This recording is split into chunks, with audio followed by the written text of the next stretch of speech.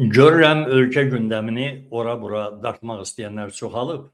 Azərbaycanın gündəmində yalnız bir məsələ olmalıdır. Ən aktual və ən yanan məsələ korrupsiyadır. Sadəcə olaraq ona görə yox ki, korrupsiya ölkə iqtisadiyyatını və insanları çürüdür. Həm də və ən başlıcası ona görə ki, bu prosesin başında şəxsən Əliyev özü dayanır. Ölkənin prezidenti kimi. Baxın dəyərli izləyicilər, bugün bir qəribə xəbər yayılıb və insanlar da güya təəccüblə qarşılayırlar ki, Gəncənin başı getmiş sabiq icra başçısı Elmar Vəliyevin Gəncə şəhərindəki ticarət mərkəzi satışa çıxarılıb, hərraca qoyulub və qiyməti də 18 milyon manatdır.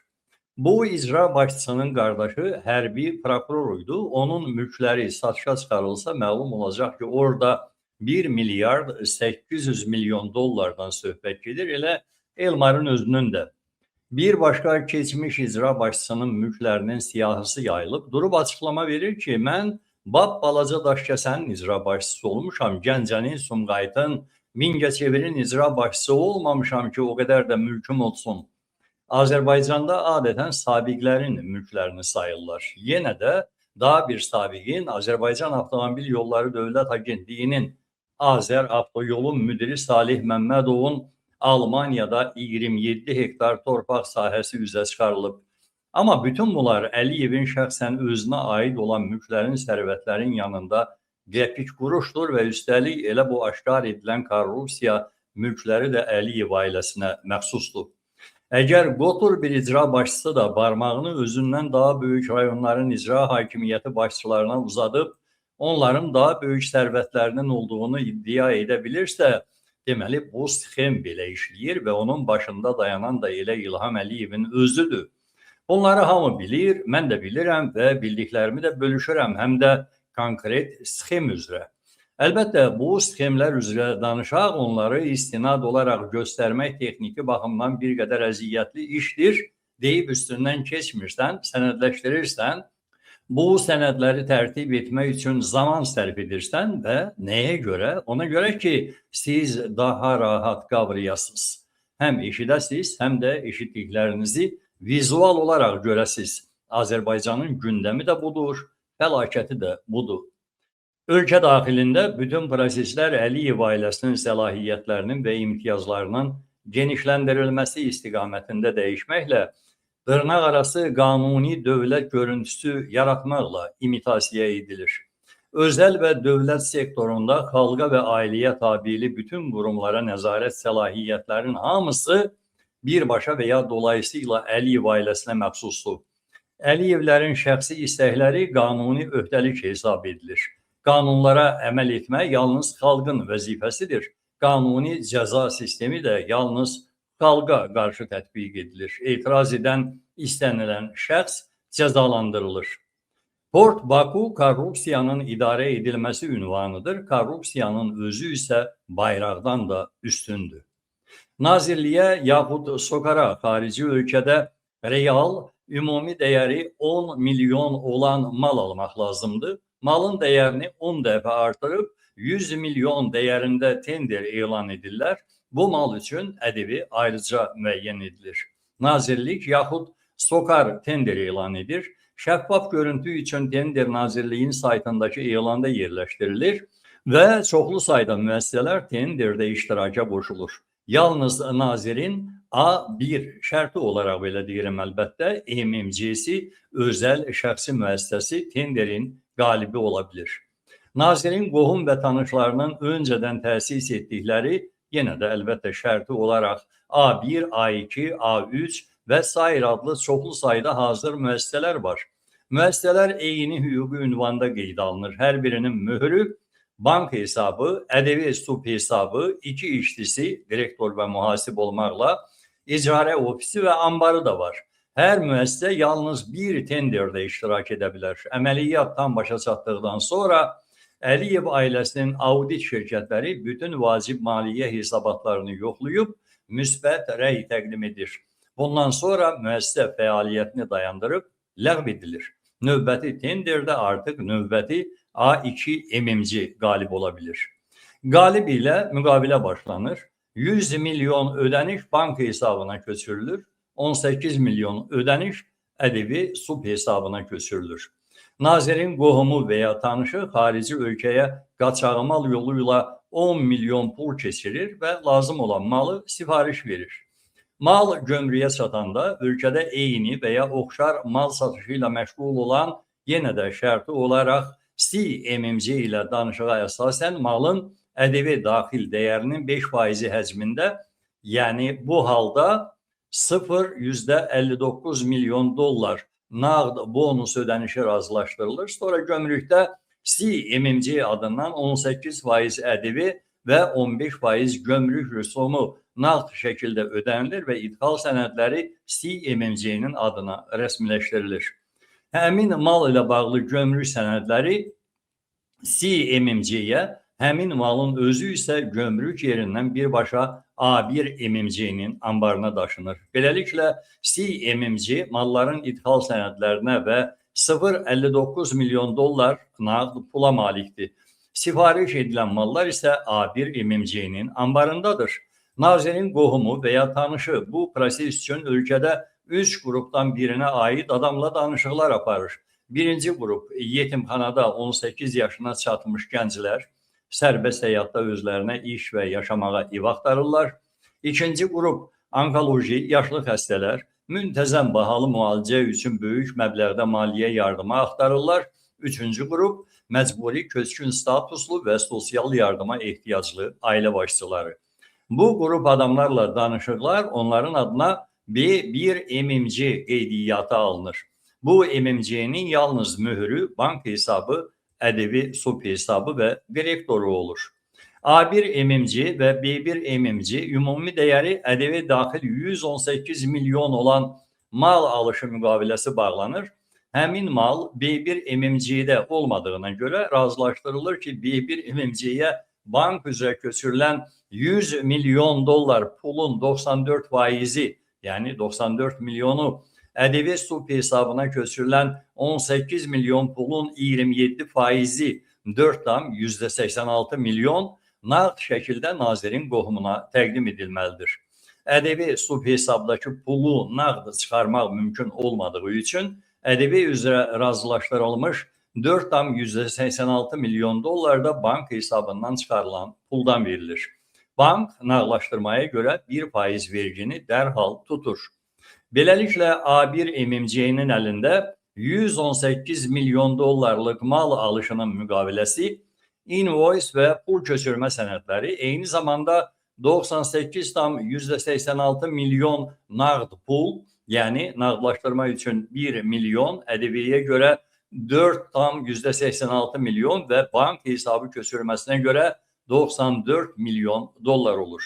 B1 MMC-nin əlində isə nağd 0,14 milyon pul və ƏDV sub hesabında 18 milyon virtual pul qalır.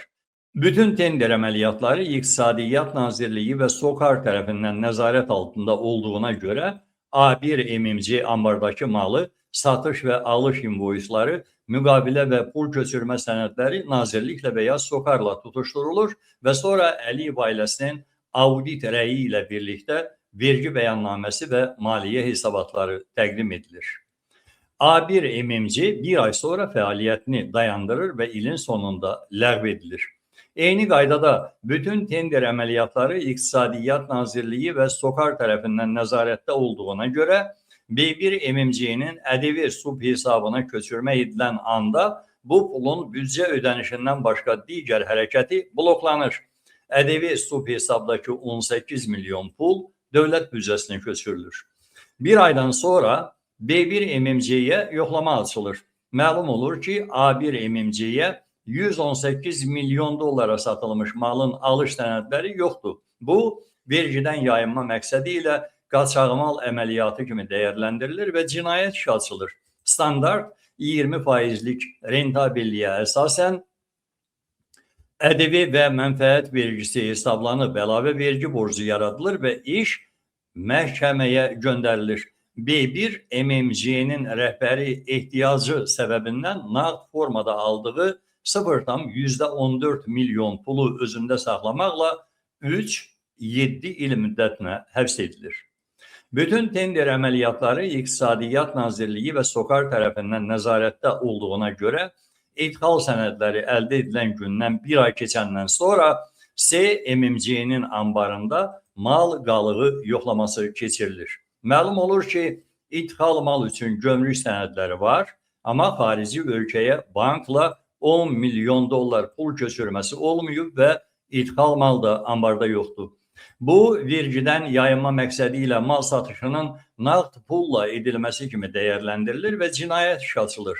Standart 20%lik rentabilliyə əsasən ədəbi və mənfəət vergisi hesablanıb, əlavə vergi borcu yaradılır və iş yenə də məhkəməyə göndərilir.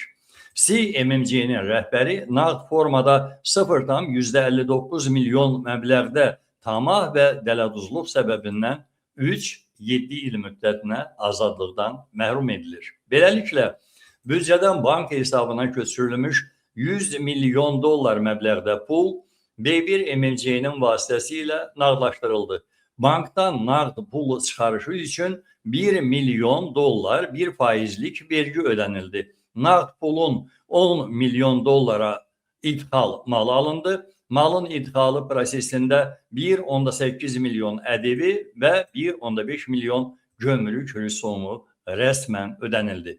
B1 MMC-yə nağd 0,14 milyon bonus verildi. SMMC-yə nağd 0,59 milyon bonus verildi. İlkin yekunda nazirin özəl şirkətində 84,97 milyon dollar nağd pul qaldı. İnfrastruktur və ithal məqsədli büdcə vəsaitinin nazirliyə köçürülməsinin təsdiqi üçün Prezident aparatına və ya Nazirlər Kabinetinə nağd şəkildə atqat, yəni geri qaytarma məbləği köçürüləcək. Ədəbi daxil məbləğin 5-7%-i bu halda 8,26 milyon dolları qədərdir.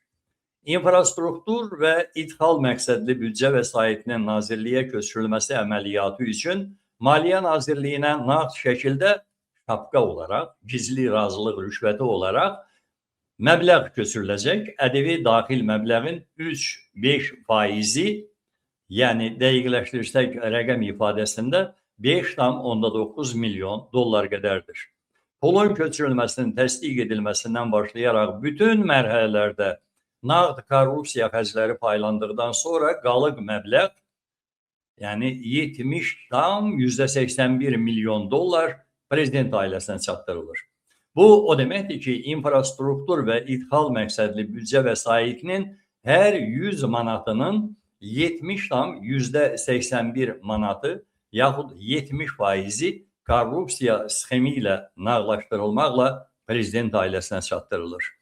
Neft hasilatı ölkələrində ki, əlbəttə Azərbaycan da oraya daxildir, infrastruktur layihələr və ithal xərcləri büdcə xərclərinin 50%-i qədərində olur. Araşdırma ilə infrastruktur layihələr və ithal xərclərinin 70%-inin korrupsiya yolu ilə necə talan edildiyini müəyyən etdik. Bu rəqəmləri tutuşturanda ümumi büdcə xərclərinin 35%-inin korrupsiya yolu ilə talan edildiyini də müəyyən etdik. Azərbaycan Dövlət Neft Fondunun gəlirləri hesabına dövlət büdcəsinə transfer məbləği büdcə gəlirlərinin orta hesabla 35%-i qədərində olur. Araşdırma ilə ümumi büdcə xərclərinin 35%-inin korrupsiya yolu ilə talan edildiyini də müəyyən etdik. Bu rəqəmləri tutuşturanda məlum oldu ki, dövlət büdcəsinə transfer edilən neft gəlirlərinin 100%-i korrupsiya yolu ilə talan edilir. Azərbaycan Dövlət Neft Fondunun gəlirləri hesabına dövlət büdcəsinə transfer məbləği həmin fond gəlirlərinin orta hesabla 90%-i qədərində olur. Araşdırma ilə dövlət büdcəsinə transfer edilən neft gəlirlərinin 100%-inin korrupsiya yolu ilə talan edildiyini müəyyən etdik və bunu bir daha qeyd edirəm.